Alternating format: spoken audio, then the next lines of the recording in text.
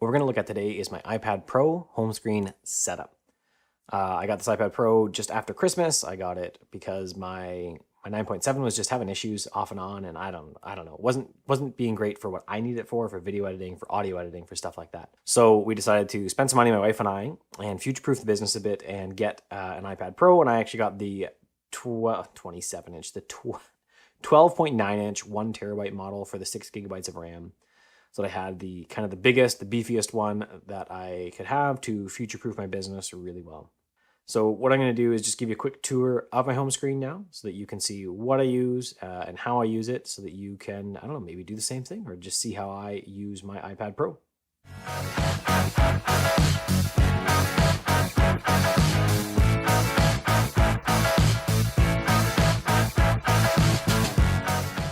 Now, one thing I'll note to start is that I use search a lot. You'll see a lot of things are buried on this screen because I use search to find most of the apps that I want to find all the time. I don't go through the menus a lot. I don't like flip back and forth on the screen for apps very often at all because it's just super inefficient. So the apps that are on my home screen are the ones that I use most of the time. The ones that I actually like have to touch, have to find regularly. Like up in the top corner, you'll find the standard Apple calendar. There's other calendars out there, but I've just never found anything that useful or more useful. So I've had Fantastical, I've had all these other ones. I just never found them more useful than what the standard Apple calendar really gave me for my needs anyways. If you needed something else, go for it, but I didn't need it. And photos, because that's how you manage photos on your iPad, right? Camera, for the very few photos I take with my iPad. I usually use my phone or my nice camera, which I'm looking at right now. And then the best email client that I found here, as you can see, is Spark. I like Spark. It's the best email client that I found for iOS. I used to use it on my phone too, but I since deleted it from my phone. I don't have any email on my phone at all. But that's what I use. It allows me the most. I don't use their smart inbox. It made me confused, so I don't use it. But it offered lots of good editing options. It offered lots of ways that I could quickly edit and get through all my email fast without having to dig into, through settings and touch the screen a whole lot. There's lots of useful keyboard commands in the app for iOS to just help my email go quicker. Next up is Unread. And I like Unread because it's just a pretty RSS reader, right? I'm going to open up an article here from 6 Colors. The typography is nice. It just works really nice. It's got a good set of gestures for it, right? We can share, we can mark things as unread really easily. When we share, we can have a whole bunch of other options like copy link or copy the title and the link together. There's just lots of options for it built in there. Now, I did this in my review before. It doesn't have a lot of keyboard commands. In fact, it doesn't have any. So that's not really a power user RSS feed reader, but it's still quite good. I like it. And this is what I continue to use. I have a reader on my iPad as well. I don't know, buried somewhere else. Just for subscribing and unsubscribing to RSS feeds. I don't actually use it to read anything really ever. And then next up, I have a folder for my audio, which contains Overcast and music, and that's it, really. That's all I do on this. I listen to some podcasts and listen to some music sometimes. I don't really do any other audio stuff on here, as far as consumption anyways. And the next up is my web tools, where I have actually Web, Blink, which is my SSH, my shell editor, iCab Mobile for lying to places that I'm Safari on the Mac, Dash for documentation, Safari because it comes there, and then Coda for using as an FTP client to get in and edit files live on sites for customers. Now, next up is Pythonista. I don't actually do a lot of Python yet. I don't know Python, but I've left this on my home screen for now so that I can really get to know it, that I can dig into it, and I can figure out how it works. And because I want to learn Python, I want to learn more scripting, and so I've left this on my home screen as a constant reminder that I need to dig in and find some time to do Python work. And then Carrot Weather, because Carrot Weather's awesome. It's hilarious. I love it. I lost interest in the Golden Globes after Gotti failed to get any nominations. Now, I admit, I don't even know what that means. I don't know who Gotti is, but anyway. I like it. It's got good customization. I like the personality. It makes me laugh regularly. I just really like it. It's a great weather app. There's lots of customization. I'm a pro or whatever, super pro member, whatever it is for this. So I subscribe to it yearly. I pay for this app because I love it so much. Next up, communication, right? Where I have Skype, Zoom, and FaceTime. I mostly use Zoom. I very rarely use Skype. And then I FaceTime between my family sometimes. Now, one thing that Zoom sucks at is there's no picture-in-picture. There's no split screen. So if you're not looking directly at the app, then if you're like trying to reference material, then you just don't have a camera, which sucks. So I wish something else did that. Evidently WhatsApp does, but I'm trying to stay away from the Facebook ecosystem as much as possible. And then entertainment, where I have Netflix, Prime Video, and Patreon. I watch mostly Netflix. I watch Prime a little bit, and I do Patreon for the people I support, like Matt Davella. I watch his Patreon stuff there, and I watch some of the other things there that I support. But I use it to manage my page as well. My Patreon page, you can find that at curtismchale.ca/Patreon. Or maybe P.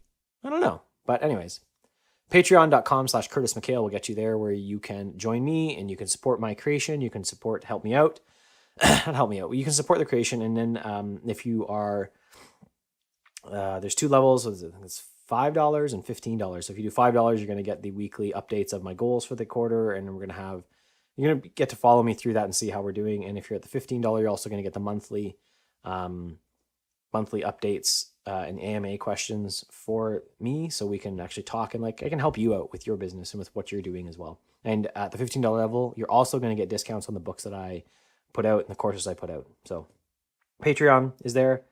Next up is reading, which is just all my reading apps, right? I mostly actually read on my Kindle, but I'll use Instapaper here. Epic is it's like a Netflix for books for kids. And I'll use that every night when I read stories to my children. Goodreads I use to manage my Goodreads profile. Reader, like I said, just for subscribing, unsubscribing. Audible, I don't even think I'm signed into Audible yet, but I haven't listened to Audible in a while, but I do have a lot of books there. Kindle, I sometimes look at Kindle here. If I'm writing something and I'll quickly reference it, I'll open up the Kindle app on my iPad. Libby is like library stuff for books. Medium, I occasionally do Medium stuff. Comixology, because comics are fun. That's it. Photo. So there's a bunch of photo editing apps in here, and the things that I find I use mostly now is Darkroom, and that's it. I upload photos through Flickr, but Darkroom is the main photo editing app that I use. It's just excellent. It's an excellent photo editing app. It really makes it easy. My wife looked at me editing photos and said, hey, I could even do that. All the other apps you've used just looked way too hard, but I could edit photos in that. So Darkroom's awesome. And then drawing. I do some drawing. I don't do a ton.